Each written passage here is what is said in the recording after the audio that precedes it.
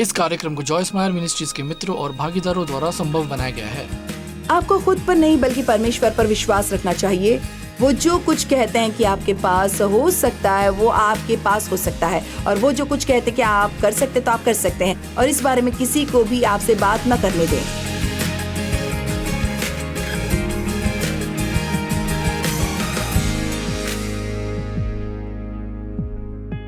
आप अपने बारे में क्या सोचते हैं?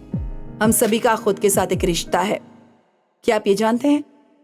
और अगर आपका खुद के साथ अच्छा संबंध नहीं है तो आप दूसरों के साथ अच्छे संबंध नहीं रख पाएंगे। ये सच में बहुत सरल है। जब आप इसे तोड़ देते हैं तो आप किसी को वो नहीं दे सकते जो आपके पास नहीं है। मैंने वर्षों तक लोगों से प्रेम करने की कोशिश की क्योंकि मैं चर्च में सुना करती थी हमें एक दूसरे से प्रेम करना चाहिए, हमें एक दूसरे से प्रेम करने की जरूरत है, और मुझे ऐसा करने में सच में कठिनाई हो रही थी। फिर परमेश्वर ने मुझे बताया कि कभी भी दूसरों से प्यार नहीं कर सकती जब तक मैं खुद से ना करूं। इसलिए अगर इस समय से पहले आप किसी भी चीज के लिए खुद को दोषी ठहरा रहे थे तो मैं चाहती हूं कि आप इसे भूल जाएं और इसे जाने दें, क्योंकि परमेश्वर हमारे पापों के साथ यही करते हैं। आप खुद की मदद नहीं कर रहे हैं। हम अतीत में की गई गलतियों के कारण खुद पर नाराज होकर कुछ भी नहीं बदल रहे हैं। यदि आप परमेश्वर से कहेंगे तो वो आपकी गलतियों का किसी न किसी तरह से उपयोग करके आपके जीवन में भलाई उत्पन्न करेंगे, और मैं इसे अपने पूरे दिल से मानती हूँ। लेकिन हमें विश्वास करना होगा। देखिए, मैं यहाँ पर कुछ बेवकूफ़ी भरा काम कर सकती हूँ, और अगर मैं सिर्फ विश्वास करूँ कि ये हमेशा मुझे प्रभावित करेगा तो ये मुझे हमेशा करेगा। और मैं लंबे समय तक यही मानती आ रही थी। मुझे लगा क्योंकि मेरे पिता द्वारा मेरा यौन शोषण किया गया था, इसलिए मेरा जीवन हमेशा निचले दर्जे का होगा। ये मुझे तब समझा जब मैंने वचन का अध्ययन करना शुरू किया। क्या आप वचन के लिए परमेश्वर का धन्यवाद नहीं कहेंगे? आमीन। और मुझे पता चला कि प्रेरित पौलुस ने ऐसा कहा था, एक बात जो उनके लिए किसी और चीज से ज्यादा महत्वपूर्ण थी, और आप जानते हैं कि यह अपने आप में से एक कोर है। मेरे लिए सबसे अधिक महत्वपूर्ण और निर्धारित उद्देश्य यह है कि जो बातें पीछे रह गई उन्हें पीछे छोड़ दूं। और आप जानते हैं पौलुस ने बहुत सी गलतियां की थी। वो मसीह लोगों को सता रहे थे, उन्हें जेल में डालते और पीटे जाने के लिए घेराबंदी कर रहे थे। फिर परमेश्वर उन्हें दमिश्क मार्ग पर दिखाई दिए। पूरी तरह से अनुग्रह का कार्य। पौलुस इसके लायक नहीं थे, जैसे हम इसके लायक नहीं ये थी कि पौलुस अनुग्रह को समझ सकते थे, क्योंकि उन पर अनुग्रह हुआ था। और मुझे यकीन है कि शैतान ने उनके अतीत को उनके पास लाया होगा, जैसे शैतान हमारे अतीत को लाता है। क्या कभी आपकी सुबह ऐसी हुई है जब पूरी तरह से जागने से पहले आप उन सभी गूंगी बातों के बारे में सोचते हैं जो आपने एक दिन पहले की थी? अपराध बोध। हमारा अपराध बोध अपने पापों के लिए भुगतान करने का हमारा तरीका है। लेकिन आप देखते हैं यीशु पहले से ही ऐसा कर चुके हैं, और उन्हें आपकी मदद की जरूरत नहीं है, और उन्हें मेरी मदद नहीं चाहिए। या तो उन्होंने पूरा काम किया है या उन्होंने नहीं किया, और वो चाहते हैं कि हम विश्वास करें कि उन्होंने इसे किया है। मैं मानती हूँ कि यह कठिन है। जब आपने सच में कुछ बुरा किया है तो बस पश्चाताप करें और इसे जाने दें और आगे बढ़ें।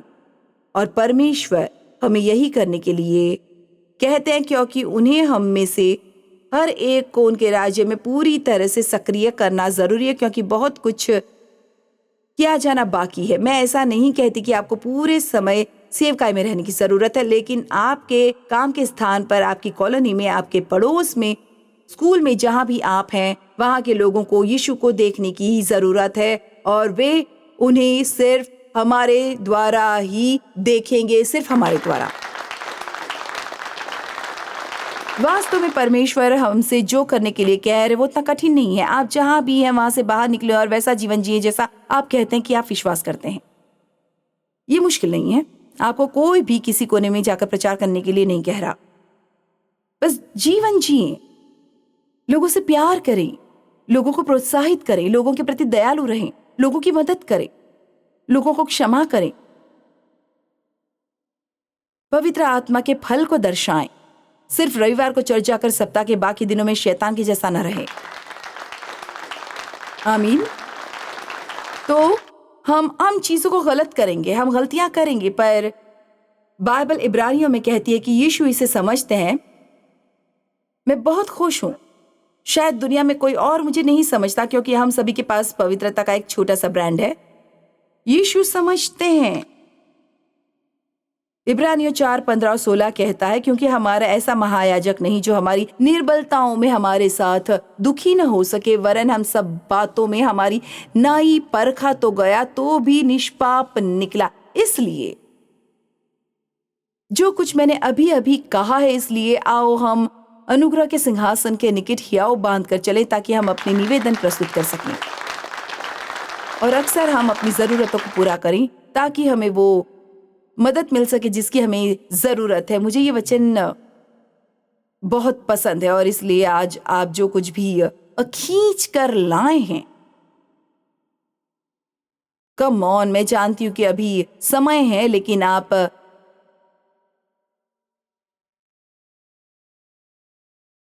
मेरी थोड़ी सी मदद जरूर कर सकते हैं। आप अपने साथ जो कुछ भी लाए हैं उसे कम से कम, मेरा मतलब है हम सभी यहाँ पर इसी तरह से आए हैं, इसलिए कम से कम मुझ पर एक एहसान करें और इसे छोड़ दें।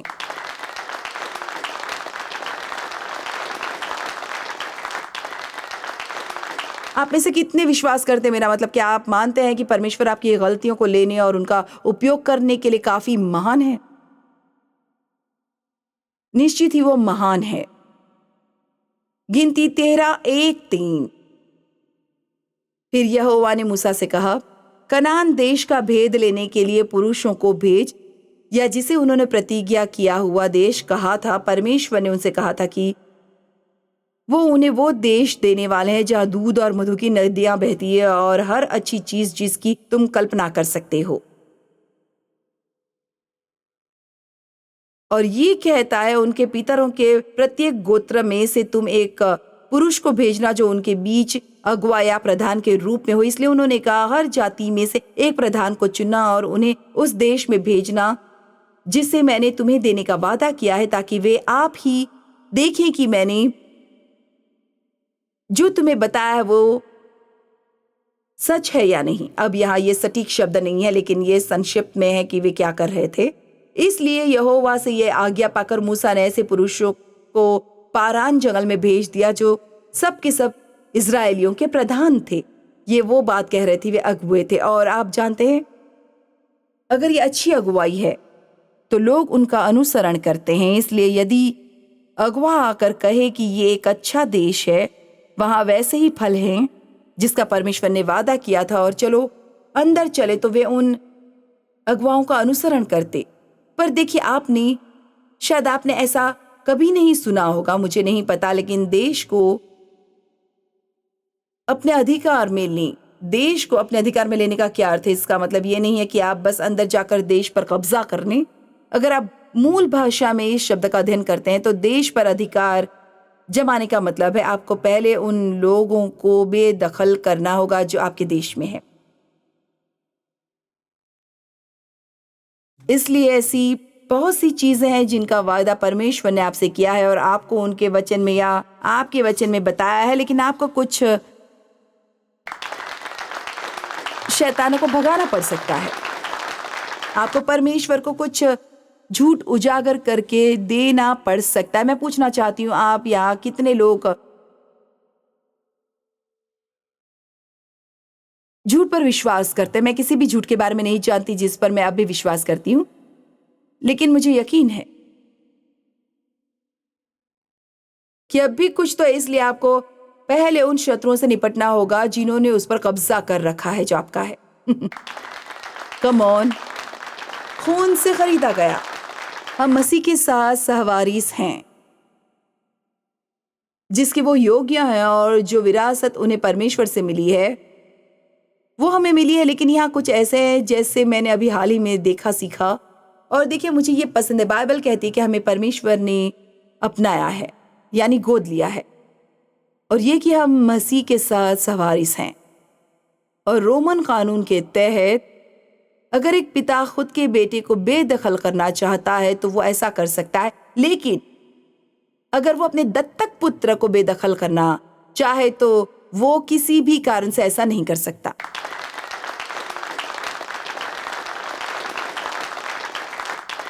बाइबल में बहुत सी अच्छी चीजें हैं।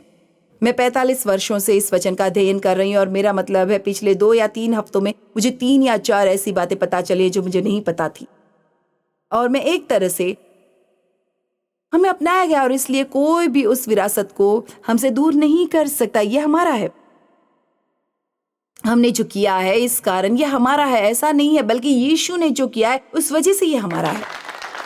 आमीन। लेकिन आपको इस पर विश्वास करना होगा। भले ही आपने गलतियां की हो तो भी इसका दावा करने और कहने के लिए आपको पर्याप्त साहसी होना पड़ेगा। ये मेरा है शैतान और तुम इसे मुझसे नहीं छीनोगे क्योंकि मेरे पाप क्षमा हो गए और पूरी तरह से धुल गए हैं। तो परमेश्वर ने उनसे वादे किए थे, लेकिन हमारी तरह वे इस पर कम विश्वास करते थे, लेकिन वे निश्चित नहीं थे कि वे इस पर विश्वास करते। इसलिए परमेश्वर ने कहा हम प्रत्येक गोत्र से एक अगुवे को चुनेंगे और उन्हें उस देश की जासूसी करने के लिए भेजेंगे ताकि ये देखा जा सके कि मैंने जो तुम्हें बताया वो सही है या नहीं। और फिर गिनती 13 के 23-33 वचन में ये कहता है, तब वे एशकोल नामक नाले तक गए और वहां से एक डाली दाखों के गुच्छे समेत तोड़ ली। एक शाखा दाखों के गुच्छे, आप जानते हैं कि आप दुकान में जाकर अंगूर का एक छोटा सा गुच्छा कैसे खरीदते हैं। मेरे होटल के कमरे में कुछ अंगूर थे और वे ऐसे थे, आप जानते हैं, उनका एक छोटा सा गुच्छा ऐसा ही था। वहां लगभग 3 गुच्छे थे और मैंने उनमें से एक को बाहर निकाला और उसे अपने हाथ की हथेली पर पकड़ा और उन्हें अंगूर के गुच्छे को एक डंडे पर रखकर 2 पुरुषों द्वारा उठाकर ले जाना पड़ा। ये भूमि इतनी फलदायी थी जिसे देने का वायदा परमेश्वर ने इनसे किया था, पर मुझे लगता है कि कम ऑन, जबकि हमें उस गुच्छे को ले जाने के लिए कुछ लोगों की सहायता लेनी पड़ेगी जिसे परमेश्वर हमें देना चाहते हैं। ऐसा बहुत कुछ है जो परमेश्वर हमारे लिए और हमारे माध्यम से करना चाहता है जिसकी हम कल्पना भी नहीं कर सकते, लेकिन आपको इस पर विश्वास करना होगा। जैसा कि आप विश्वास करते हैं वैसा ही आपको मिलेगा। 45 साल बाद मैं अब भी सीख रही हूँ, मैं अब भी अधिक से अधिक विश्वास में आ रही हूँ और मेरा विश्वास मजबूत हो रहा है, क्योंकि जितना अधिक आप परमेश्वर को देखते हैं विश्वास उतना ही आसान हो जाता है कि वो आपके लिए कुछ और चीजें भी करेंगे। इसलिए वचन कहता है कि हमें उन सभी कामों को याद रखना चाहिए जो परमेश्वर ने हमारे लिए अतीत में किए हैं। तो वे अंदर गए और उन्होंने उस देश की जासूसी की। यहाँ उनके पास अंगूर का एक गुच्छा है, ये एक अच्छी जगह होनी चाहिए, लेकिन वहां दुश्मन थे। देखिए, ये वो हिस्सा है जिसे हम पसंद नहीं करते। हमें अंदर जाने और अंगूर लेने में खुशी होगी, लेकिन हम दुश्मनों से निपटना नहीं चाहेंगे। वचन 25 में यह कहता है, 40 दिन के बाद वे उस देश का भेद लेकर लौट आए। वे वहां 40 दिन तक रुके और पारान जंगल के कादेश नाम स्थान में मूसा और हारून और इजराइलियों की सारी मंडली के पास पहुंचे और उनको और सारी मंडली को संदेशा दिया। और उन्होंने मूसा से कहा, हम उस देश में से आए हैं जिसके बारे में तूने हमें भेद लेने को भेजा था, और हाँ, उसमें सचमुच दूध और मधु की धाराएं बहती है और उसकी उपज में से यही है। ये एक अच्छा देश है, लेकिन ये हमें परेशानी में डालता है। आमीन। लेकिन तो सब कुछ बहुत अच्छा है, हाँ, ये वैसा ही है जैसा आपने हमें बताया था, परंतु उस देश के निवासी बलवान हैं और उसके नगर गढ़ वाले हैं और बहुत बड़े हैं। और फिर हमने वहां अनाक वंशियों को भी देखा जो दानव थे। उस देश में हमेशा से दानव रह रहे हैं। हमेशा कुछ ऐसा होता है, ऐसा लगता है कि ये हमेशा बड़ा है और ये हमेशा बड़ा हो सकता है, लेकिन ये हमारे परमेश्वर से बड़ा नहीं है। आमीन। जो तुम में है वो उससे बड़ा है जो संसार में है। दक्षिण देश में तो अमालेकी बसे हुए हैं और पहाड़ी देश में हित्ती, यबूसी और एमोरी रहते हैं और समुद्र के किनारे किनारे और यरदन नदी के तट पर कनानी बसे हुए हैं। तब कालेब ने मूसा के सामने लोगों को चुप कराकर कहा, आओ हम अभी चढ़ जाएं और उस देश को अपना कर लें। और आप जानते, कभी कभी हम मौत के बारे में सोचते हैं।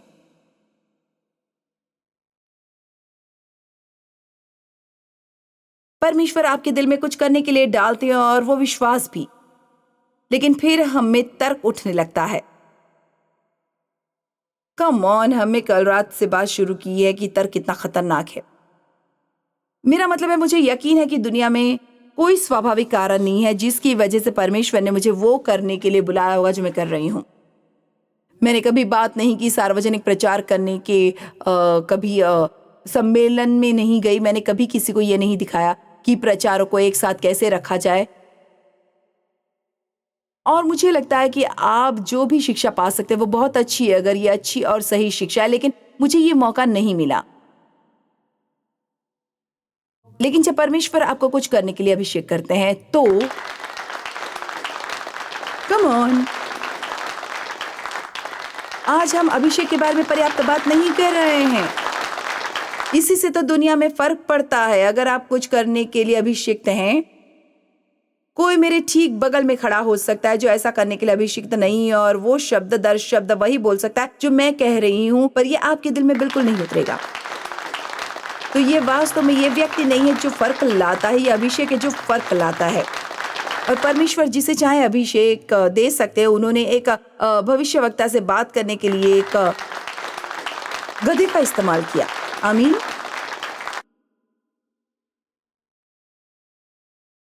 तो हाँ, उस देश में दानव थे और शायद कुछ दानव हैं जो आपकी कुछ चीजों पर कब्जा कर रहे हैं, किंतु कालेब ने कहा, आओ हम तुरंत चलें, आओ इंतजार न करें, आओ इस बारे में और न सोचे, आओ सैद्धांतिक न बने, आओ दानों के बारे में बात न करें, आओ इसे पाले। आपको थोड़ी हिम्मत मिलती है। शैतान आपसे डरेगा बजाय इसके कि आप उससे डरे। और फिर उसने कहा,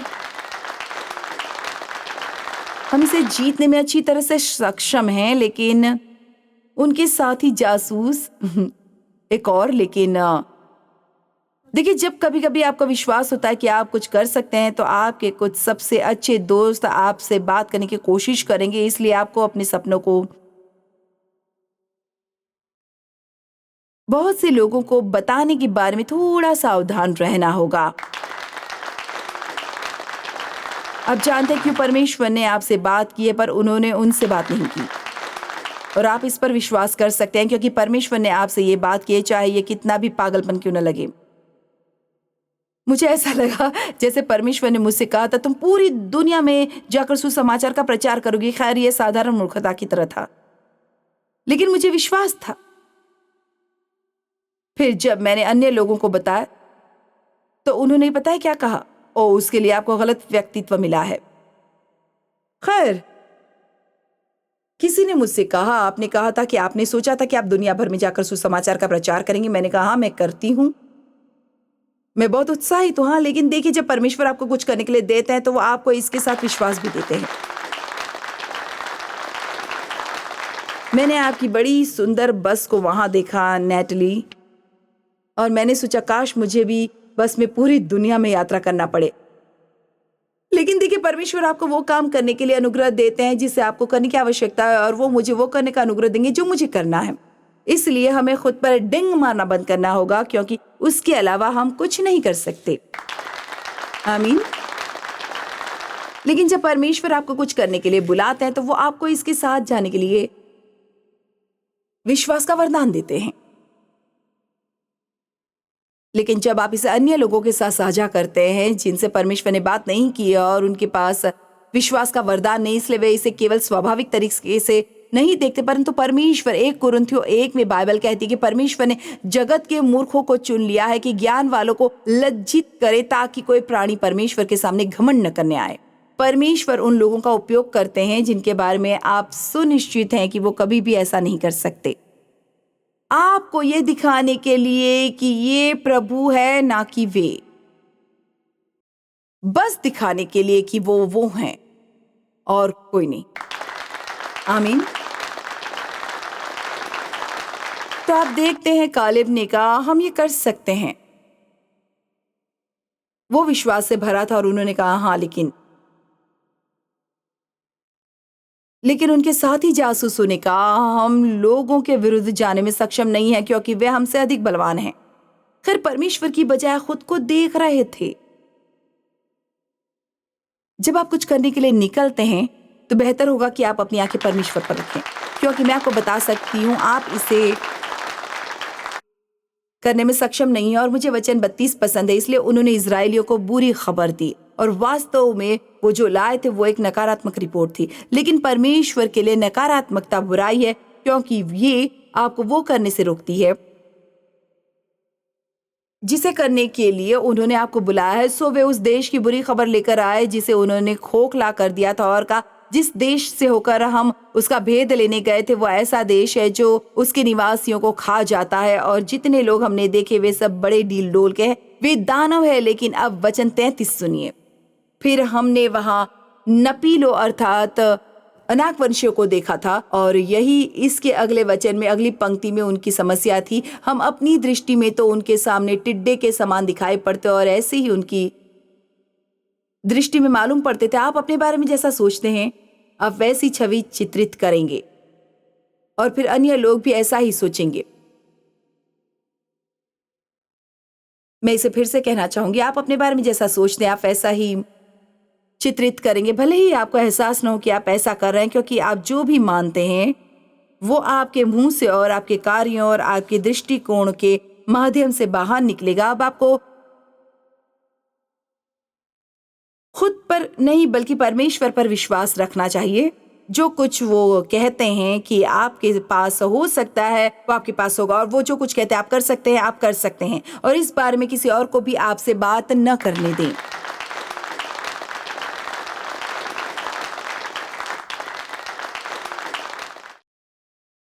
आपकी आत्मा छवि एक तस्वीर की तरह है जिसे आप अपने दिल में लेकर चलते हैं। आप में से ज्यादातर यदि आपके बच्चे हैं, और मैंने कहा कि आपके पास अपने बच्चों की तस्वीर है, तो आप अपने फोन निकाल लेंगे। हम अपने वॉलेट में उनकी तस्वीरें रखा करते थे। ओ आपके पास आप मुझे इतनी तस्वीरें दिखाने के लिए रोमांचित हो जाएंगे। माइक की पत्नी पेनी अपनी बेटियों में से एक बेटी की जैकेट डिजाइन करती है, और मैंने आज ही कहा लिया जो डिजाइन करती है क्या वो कभी उसकी तस्वीरें आपको भेजती है? ओ हाँ,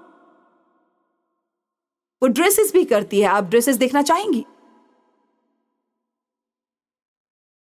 देखिए हम अपने दिल में अपनी एक तस्वीर रखते हैं। आपकी तस्वीर क्या है? सच कहूं तो ये कुछ ऐसा हो सकता है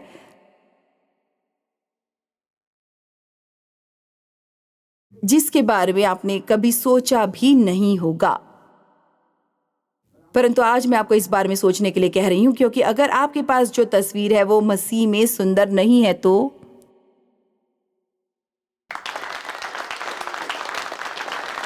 याद रखिए मैंने कहा मसीह में। मैं आपसे खुद को स्वाभाविक रूप से देखने के लिए नहीं कह रही हूं, मैं आपको मसीह में खुद को देखने के लिए कह रही हूं। ऐसी बहुत सी अद्भुत चीजें हैं जिनके बारे में परमेश्वर ने हमसे प्रतिज्ञा की है, जैसे प्रतिज्ञा किया हुआ देश। और देखिए हम में से जिन्होंने प्रतिज्ञा किए हुए देश के लिए यात्रा की है, पर यह एक आसान यात्रा नहीं है, मैं आपको बता दूं। लेकिन अगर आप उन लोगों में से एक हैं जो एक तरह से अटक गए हैं और आप लगभग 40 या 50 साल के हो गए हैं और आप ऐसा कह रहे हैं कि मैं प्रतिज्ञा किए हुए देश में रह रहा हूं, तो आप पीछे मुड़कर देख सकते हैं और सभी को बता सकते हैं ये सच है। आप दानवों को हरा सकते हैं। और देखिए हमें इस हिस्से का एहसास नहीं है कि हम उस देश में जाकर उसे अपने अधिकार में लेने के लिए उन लोगों को निकालने में सक्षम होना पड़ेगा जिन्होंने वहां पर कब्जा कर रखा है। हमें लगता है कि परमेश्वर ऐसा करेंगे क्योंकि उन्होंने हमसे प्रतिज्ञा की है। लेकिन मैं हर समय कहती हूँ कि हम परमेश्वर के साथ भागीदार है। वो पूरा खुद नहीं करते, वो सिर्फ अपना हिस्सा करते हैं और वो हमें अपना हिस्सा करने का अनुग्रह देते हैं। लेकिन अगर हम आत्मिक रूप से आलसी हैं, हाँ मैंने आत्मिक रूप से आलसी कहा, और आत्मिक रूप से आलसी लोग अपने लिए वचन का अध्ययन करना नहीं चाहते। वे चाहते हैं कि हर समय कोई और उन्हें चम्मच से खिलाए। ठीक है, मैं हर सुबह जॉयस को सुनूंगा, ये काफी अच्छा होगा। नहीं, ये नहीं होगा। हाँ, ये आपकी मदद करेगा, लेकिन ये सबसे ज्यादा आपकी मदद कैसे करेगा अगर आप जॉयस के बोलने के दौरान कुछ नोट्स बनाते हैं और फिर इस पर कम से कम 30 मिनट बिताते हैं। भले ही आपने मेरे द्वारा बताए गए वचनों को लिया और बाइबल को बाहर निकालकर उन्हें खुद देखा और उन्हें पढ़ा, तो ये आपकी मदद करेगा।